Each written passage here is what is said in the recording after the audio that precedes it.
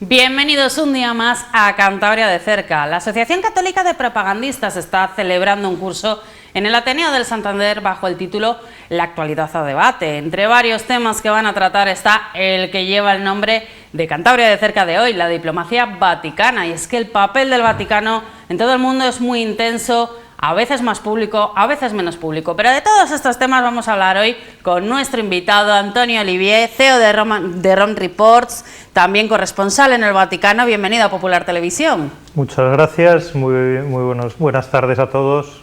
Encantado de estar aquí con...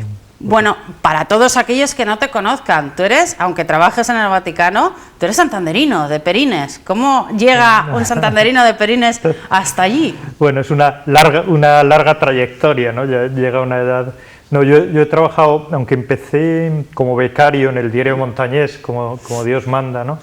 Como mucha gente, Dios, sí, desde luego. Como mucha gente, pero luego he trabajado siempre en Madrid. He trabajado también, he vivido casi toda mi vida en Madrid.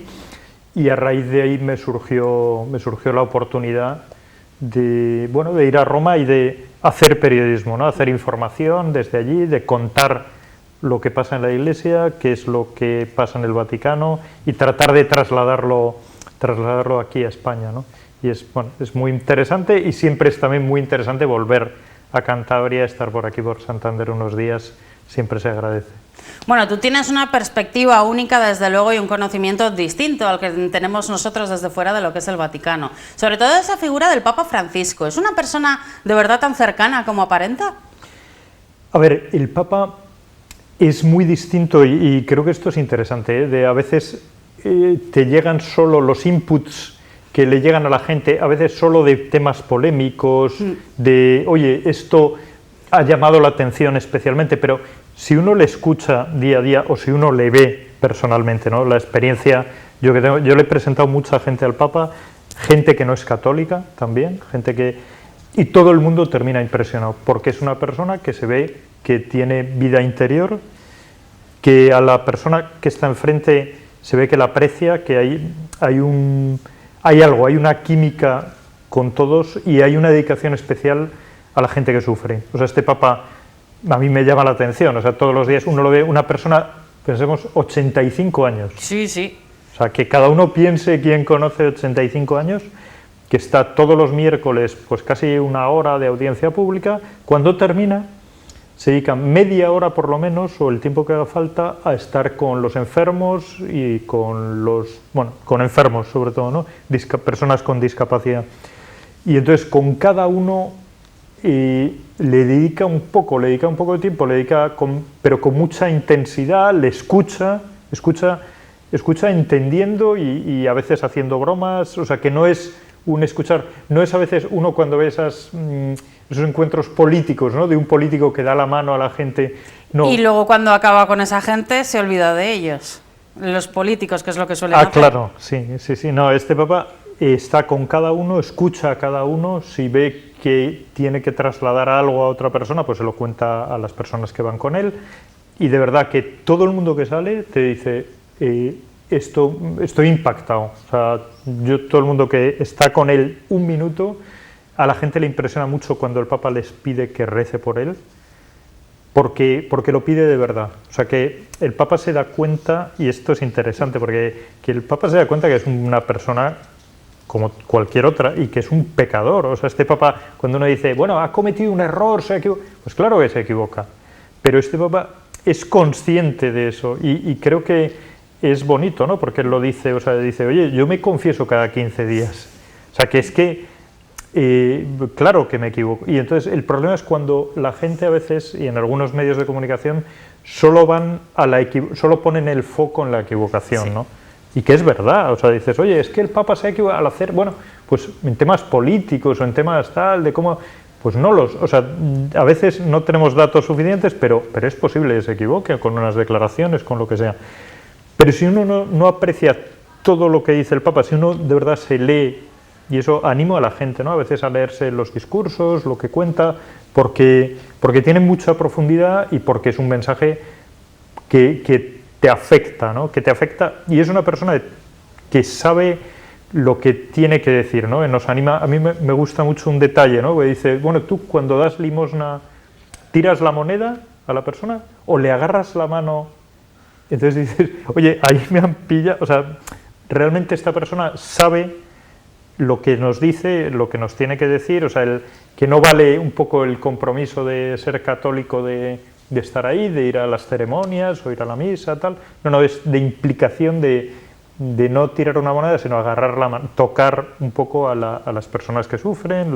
Entonces, todo eso, que es el mensaje esencial, es lo importante. Todo lo demás, a veces, pues nos quedamos, y los medios de comunicación en ocasiones tienen la culpa de quedarse en lo accesorio, de no entrar a la profundidad, al mensaje cristiano esencial, que es lo que él trata de transmitir, ¿no? Y creo que es interesante separar, ¿no? Sí, te quería preguntar porque nos ha impactado mucho la imagen, bueno, ha tenido problemas de salud con la pierna, nos ha impactado mucho la imagen del Papa en silla de ruedas cuando ha aparecido en los actos. ¿Qué tal está de salud? Está mal, o sea, está mal Pero relativamente mal, porque, a ver, lo decías, es una persona de 85 años. Eso, Todas las personas de 85 años tienen algún tipo claro, de problemas de salud. Estar con la rodilla mal, él pensaba que se iba a recuperar, yo estuve con él en el viaje a Malta, y él decía, bueno, estoy mejorando, tal, ya, y de repente ves que no solo no mejora, sino que empeora, ¿no? Empeora en eso la movilidad. La movilidad a veces le hace daño, o sea, el Papa, claro, como él, que de alguna forma su espíritu va por delante del cuerpo, ¿no? Pues me lanzo, ¿no? Y entonces de repente está todo un día, y al día siguiente no es que no pueda moverse, es que le duele, o sea, de hecho ha suspendido, no solo suspendió el viaje al Congo, pero sí, también ha suspendido alguna audiencia en Roma. Sí. Entonces, si la suspendes no es porque no puedas andar, sino porque está realmente que no puede aguantar, o sea, que está molesto. Entonces, yo no lo he visto estos días porque he estado de vacaciones, o sea, llevo 15 días de vacaciones fuera, pero la última vez que ha sido el viaje a Canadá, pues el Papa todo el día en silla de ruedas, entonces está débil. Veremos un poco ahora si se ha recuperado estos días de agosto, si está un poco mejor. Tiene ahora el consistorio, precisamente este sábado, sí, tiene un viaje muy local a pocos kilómetros de Roma, una ciudad que se llama L'Aquila, y vamos a ver, pero él lo dice, ¿no? Bueno, sí tengo la pierna, pero estoy bien de cabeza y creo que todavía tengo fuerzas. El Papa, cuando vea que no tiene fuerzas, que no está bien de cabeza, que ya pues está muy débil, que no, pues a él lo ha dicho, ¿no? Se dará un paso atrás, ¿no? Pero de momento eso, está con problemas físicos, con problemas de movilidad, pero parece que todavía lo puede llevar y está bien, ¿no? O sea, anímicamente le veis fuerte, porque una cosa es la parte física, pero la parte psicológica hace mucho. Claro, entonces eso, lo último que yo he visto y que he seguido, que es el viaje a Canadá, se le veía al Papa con garra, con entusiasmo. Entonces, también era un viaje penitencial, porque era un viaje también de pedir perdón, eran cosas tristes, pero bueno, que es un viaje, te pegas una paliza. Volvemos a pensar que 85 años, un viaje a Canadá con cambio horario, son 10 horas de avión casi, por distintas ciudades, por tal, cambio de presión, de todo, de clima, porque estuvo en una zona del norte de Canadá, casi el polo, donde un día tenía 6 grados, me parece, de temperatura, ¿no? Entonces pasas de los 30 y algo grados de Roma a 6 grados de tal, o sea, es una cosa que realmente cuesta. Si a una persona normal, a veces los periodistas vamos detrás del Papa y terminas destrozado del ritmo que lleva, pues el mero hecho de hacer este viaje a Canadá de varios días te demuestra que el Papa sigue con capacidad de gestionar la Iglesia y de seguir liderando el proyecto que tiene, ¿no? Precisamente el tema de los viajes. Este es un Papa muy viajero, desde el principio del pontificado. No ha parado de viajar. ¿Por qué le da tanta importancia? Bueno, volvemos, es la caridad, que el Papa, para la caridad, él habla mucho que necesitas el contacto, que no vale un poco estar en la distancia. Él habla mucho de tocar la carne, ¿no? Y tocar la carne, que es lo mismo, ¿no? No tú echas una moneda y lo dejas ahí, no, yo estoy cerca, él habla mucho de no ver números cuando se aborda la pobreza, ¿no? Pues no, hay 1.000 millones de pobres, o lo que quieras, ¿no? Pues no es un tema de datos, es un tema de personas, uno por uno.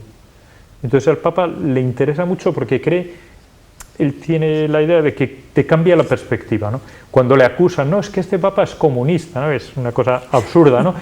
Este papa no es comunista para nada. Este papa lo que sí es humanista, ¿no? Es muy humano, muy necesita. Y entonces, claro, cuando él ve la pobreza, la miseria, la pobreza a veces es espiritual, la pobreza también en la soledad de la gente, ¿no? De tanta gente mayor, que eso él está insistiendo mucho, ¿no? En los mayores que están solos, abandonados. Pues eso también es, él cree que hay que estar con la gente cara a cara para trasladar su mensaje, y por eso él viaja mucho, ¿no?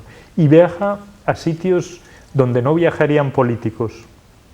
O sea, este papa, si uno piensa en los últimos viajes que ha hecho, ha ido a Chipre, ha ido a un campo de refugiados en Grecia, ha ido a Irak, ha ido, y dices, si uno pensara, dices, bueno, quiero hacer un programa internacional de repercusión, llegar, bueno, voy a ir a Estados Unidos, voy a ir a Alemania, a Inglaterra, Francia, España, o sea, los grandes países, tal. No, este papa, porque no está pensando en términos estratégicos de posicionamiento, no, él piensa que tiene que ir a estar cerca de la gente que más sufre. Y la mayoría de los viajes, y cuando uno pregunta, ¿no?, la pregunta lógica, ¿por qué el Papa no viene a España?, ¿no?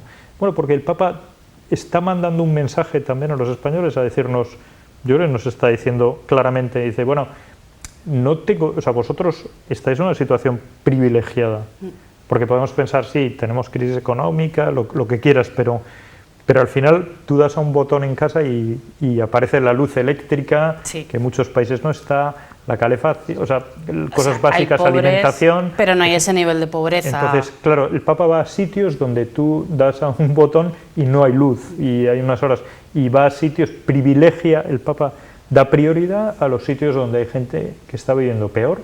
Entonces, está claro que en el mundo hay muchos países donde, incluso donde no hay casi cristianos, ¿no? Entonces es importante, a mí me gustó mucho el viaje a Irak porque es un viaje a un país de mayoría absoluta musulmana, ¿no?, islámica, y donde a partir del año 2021 el país ha declarado la Navidad, el día 25 de diciembre, día festivo nacional. Eso es un cambio, dices, ¿qué hace el Papa viajando y tal a un país islámico? No hay casi católicos. Bueno, los pocos católicos que están tienen ya un reconocimiento social y un reconocimiento público que no tenían antes del viaje del Papa. Entonces, eso es diplomacia.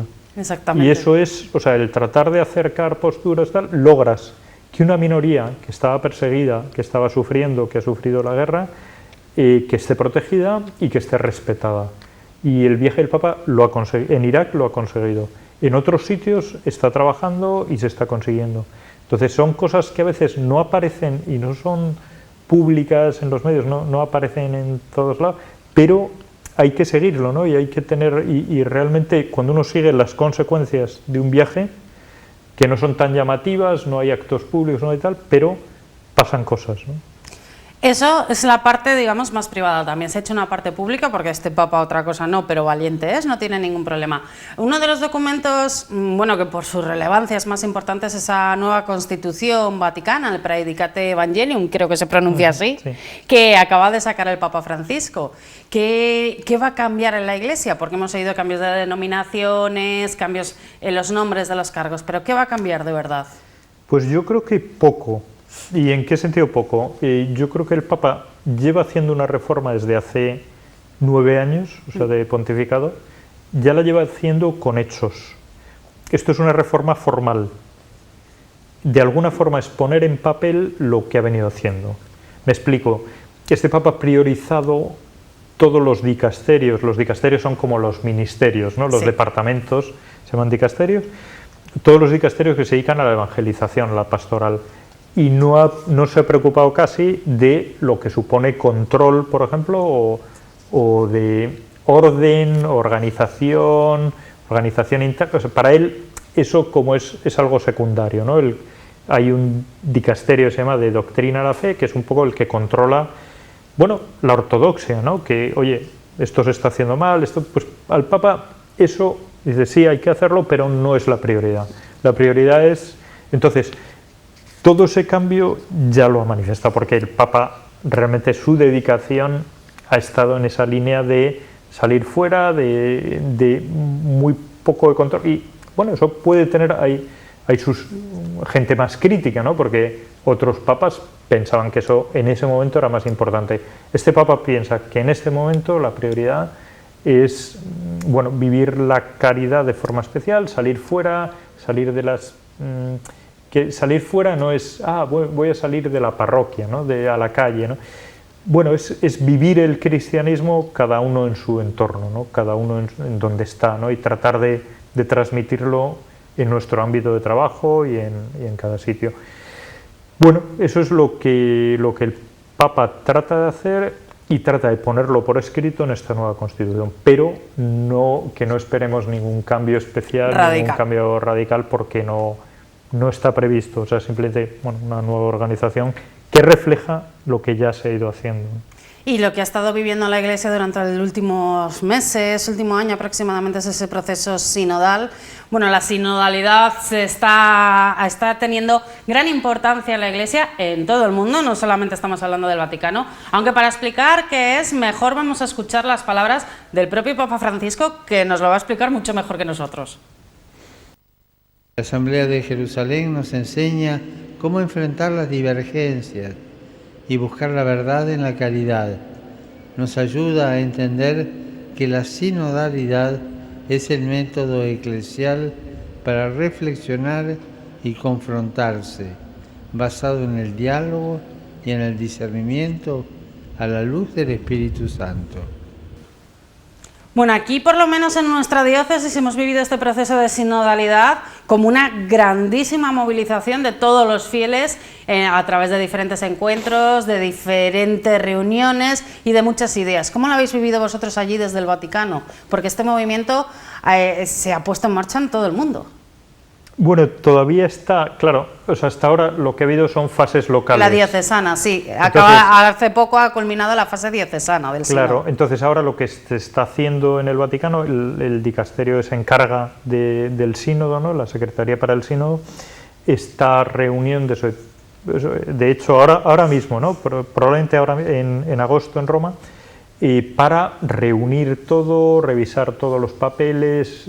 Se han ido como a una casa de ejercicios, un grupo, yo creo, de unas 20-25 personas, para trabajar por temas y tratar de elaborar un documento que refleje, bueno, las sensibilidades y las prioridades de cada país y las ideas que salen, ¿no? Y también buenas prácticas, ¿no? Oye, pues esto se está haciendo bien, esto puede servir para toda la Iglesia, ¿no? Entonces eso no esperamos a final de septiembre, octubre, es probable que salga ya este documento, que será un documento base, para que luego las conferencias episcopales trabajen sobre ello y lleguen a conclusiones regionales. Luego todavía es un proceso, es un camino que nos lleva, todavía queda un año por lo menos, ¿no? O sea que... Todavía nos queda mucho para hablar de sínodo, de sinodalidad y de las conclusiones que se logran extraer. Pero tenemos por delante el Jubileo 2025. ¿Cómo de avanzado está este jubileo? Porque son celebraciones bastante importantes. Es un jubileo ordinario que se va a celebrar. De hecho, ya se anunció en el año 2002, en el 2000 la fecha de celebración de este jubileo. ¿Se ha avanzado algo más? Muy poco. O sea, todavía sí, porque, a ver, se está haciendo un trabajo interno todavía de ver proyectos, de ver ideas que se puede hacer. Eso sí, mi sensación y por lo que pide el Papa no es amigo de grandes eventos, de grandes celebraciones. O sea, él cree que hay una necesidad mayor de, bueno, trabajar en equipo, cada uno en su diócesis, cada uno en su casa, por así decirlo, a pequeña escala.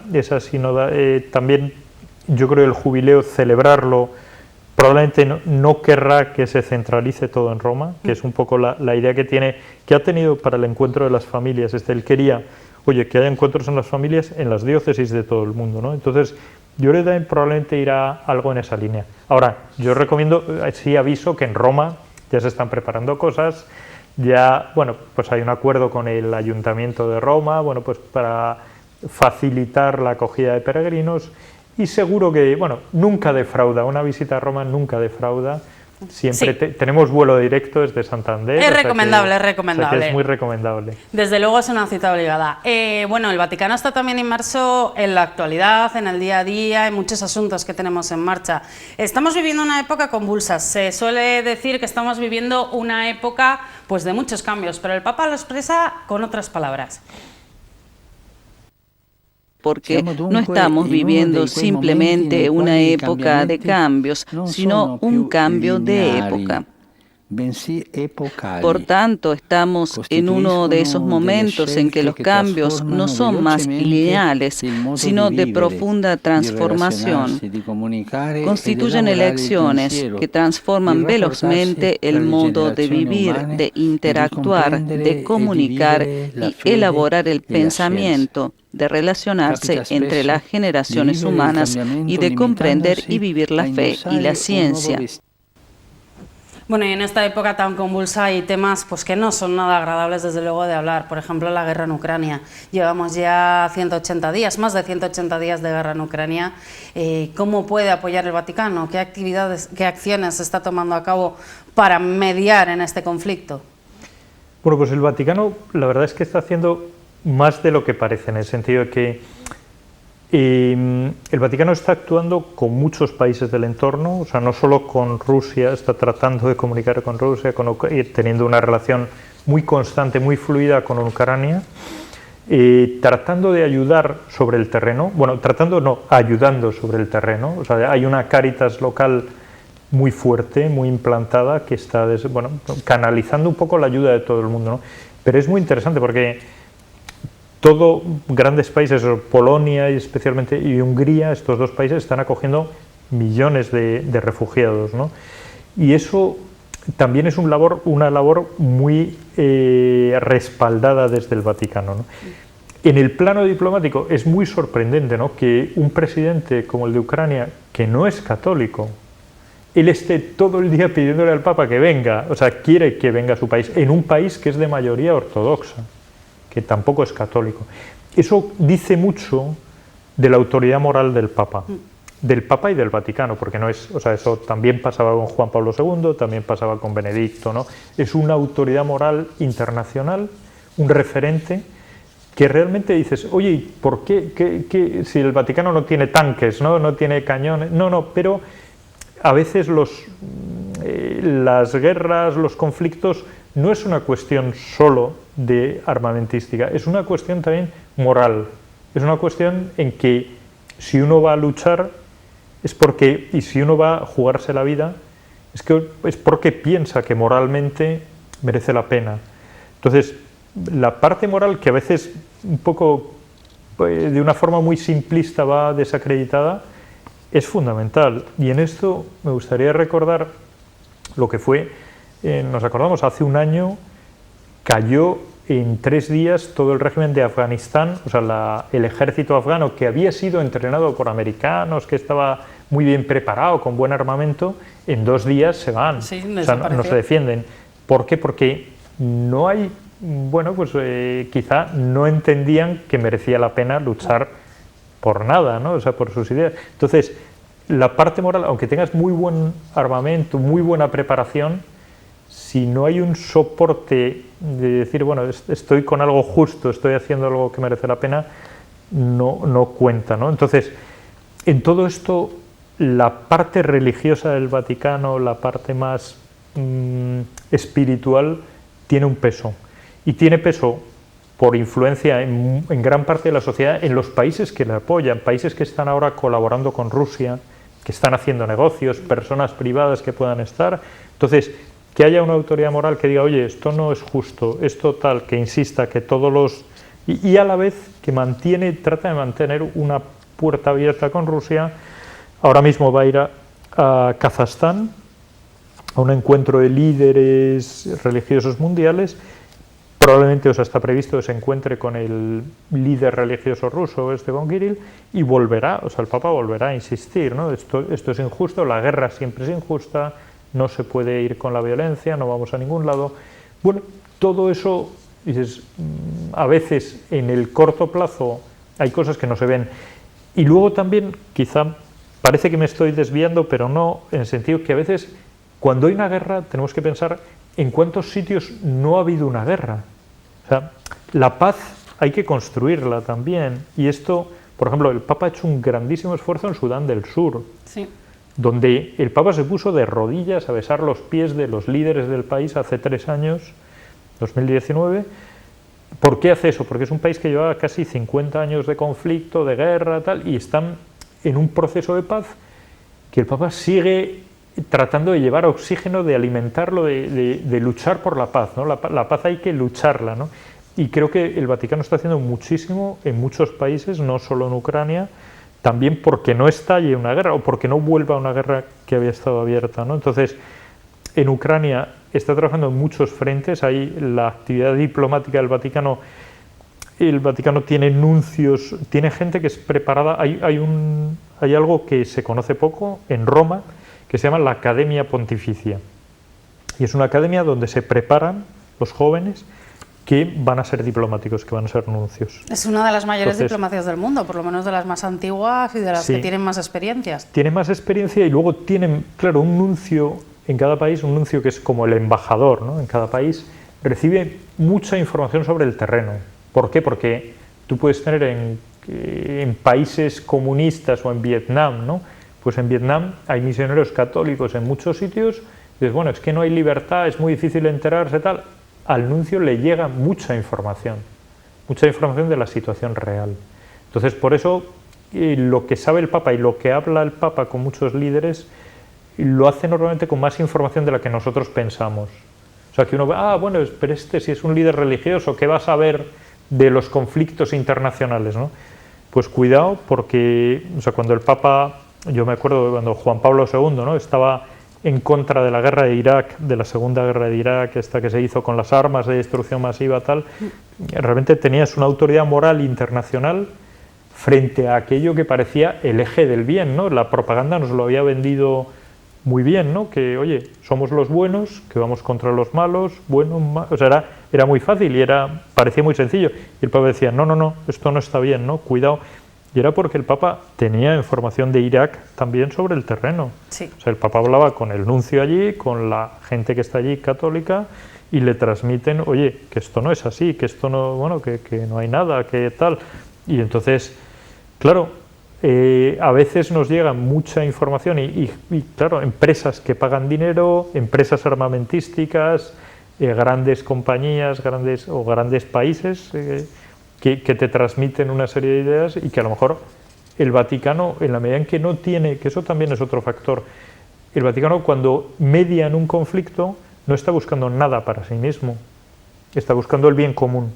Entonces eso también es un factor interesante a la hora de valorar, bueno, ¿por qué el Vaticano está haciendo esto? ¿Por qué el Vaticano lo está haciendo porque cree, y se puede equivocar, vuelvo a lo mismo, ¿no? O sea, que no quiere decir que sean perfectos, son personas, se pueden equivocar, pero que es un elemento diplomático que se valora mucho. El Vaticano tiene ahora mismo relaciones diplomáticas con 180 países del mundo, es muchísimo, sí. Realmente es muy respetado. O sea, tú ves la gente que viene al Vaticano a encontrar al Papa, o sea, todo el mundo quiere verle. Putin, o sea, el presidente ruso, antes de empezar la guerra, había ido 3 veces al Vaticano también con papas anteriores, porque se da cuenta, y él no es católico ni nada que se le parezca, se da cuenta de que ahí hay un poder, ¿no? O sea, hay algo que cuenta en el mundo, ¿no? Entonces, bueno, pues eso se ve.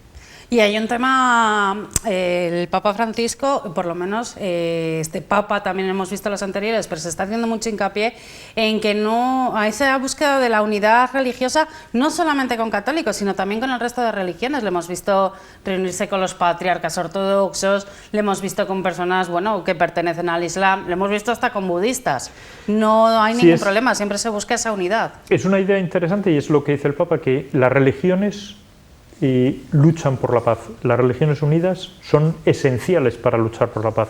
Frente a una idea que había del pasado, no, muchos conflictos son religiosos y tal, no. O sea, el problema es que mucha gente se sirve de la Iglesia, se sirve de la religión, como está haciendo Putin. O sea, Putin está intentando instrumentalizar la religión, ¿no? Pero en realidad las religiones La mayoría de las religiones, el Islam también, es una religión que busca la paz. La mayoría de los países islámicos no buscan la guerra y no están todo el día haciendo... No, la gente quiere vivir en paz. Sí. Pero siempre hay líderes políticos, siempre hay líderes económicos que buscan el conflicto y tratan de decir, no, esto va contra el Islam, o estos son infieles, o esto tal... están instrumentalizando. Entonces el Papa ha hecho un enorme esfuerzo por construir puentes y trabajar juntos por la paz, ¿no?